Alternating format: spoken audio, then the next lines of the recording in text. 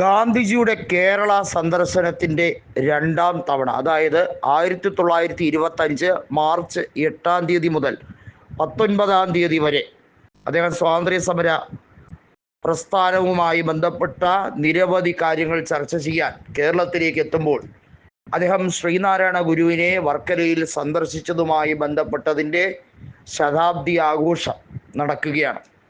അതിൻ്റെ വിഷയവുമായി ബന്ധപ്പെട്ട് തിരുവനന്തപുരത്ത് സത്യൻ സ്മാരക ഹാളിൽ വെച്ച് നടക്കുന്ന KPCCയുടെ പൊതുയോഗത്തിൽ CPIMൻ്റെ മുതിർന്ന നേതാവായിട്ടുള്ള മുൻ മന്ത്രി കൂടിയായിരുന്ന G. സുധാകരൻ പങ്കെടുക്കുന്നത് CPIM വലിയ രീതിയിൽ അങ്കലാപ്പോടെ കാണുകയാണ്. കാരണം CPIMൻ്റെ ഒരു പൊതുപരിപാടികളിലും G. സുധാകരൻ പോകാറില്ല എന്ന് മാത്രമല്ല, അതിനെ നിശിതമായി വിമർശിക്കാറുമുണ്ട്. CPIMൻ്റെ ആലപ്പുഴ ജില്ലാ സെക്രട്ടറി ആയിട്ടുള്ള M. നാസറിനെ നഖശികാന്തം എതിർക്കുന്ന വ്യക്തിയാണ് G. Sudhakaran. G. Sudhakaran A. മാരിഫിനെയും H. സലാമിനെയും M. നാസറിനെയും ഒക്കെ മുഖമടയ്ക്കുന്ന രീതിയിലാണ് വിമർശിച്ചിട്ടുള്ളത്.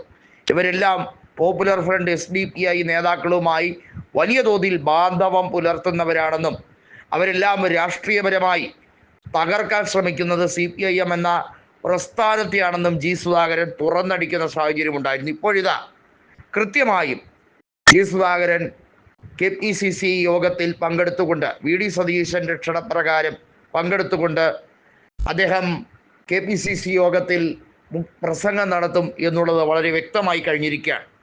CPIM നേതാക്കൾക്ക് വാസ്തവത്തിൽ പറഞ്ഞാൽ അവർക്ക് കുരു പൊട്ടിയിരിക്കുന്നു എന്ന് പറയേണ്ട ഒരു സാഹചര്യമാണ്. കാരണം അവർക്ക് ചിന്തിക്കുന്നതിനും അപ്പുറത്തേക്ക് G. സുധാകരൻ്റെ പെരുമാറ്റം മാറിക്കഴിഞ്ഞിരിക്കും. അവരെല്ലാം വിചാരിച്ചത് പ്രായമായി കഴിഞ്ഞാൽ അദ്ദേഹം പെൻഷൻ വാങ്ങിച്ചുകൊണ്ട് വീട്ടിൽ CPIMനെ വിമർശിക്കാതെ ഇരിക്കുമെന്നാണ്.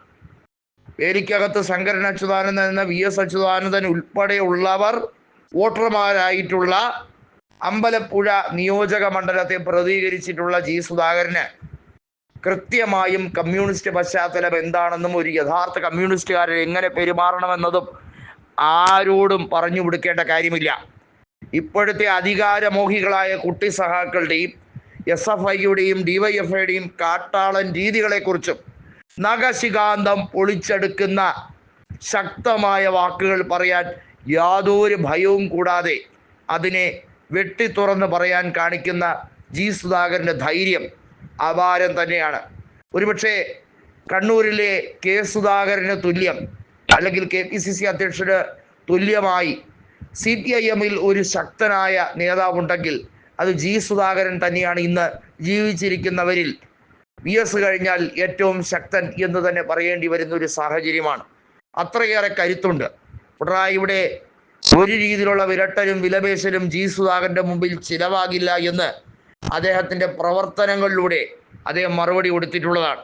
75 വയസ്സ് കഴിഞ്ഞാൽ പിന്നെ CPIMൽ ആർക്കെങ്കിലും ഇളവ് കൊടുക്കുന്നുണ്ടെങ്കിൽ അതിൻ്റെ അർത്ഥം CPIM കേഡർ സംവിധാനമുള്ള പ്രസ്ഥാനമല്ല, ഏതാനും ചില വ്യക്തികൾക്ക് കീഴ്പ്പെട്ടു എന്നത് തന്നെയാണെന്ന് G. സുധാകരൻ തുറന്നടിക്കുമ്പോൾ പിണറായി വിജയന് ഇതിൽ പരം പ്രഹരം കിട്ടാനില്ല.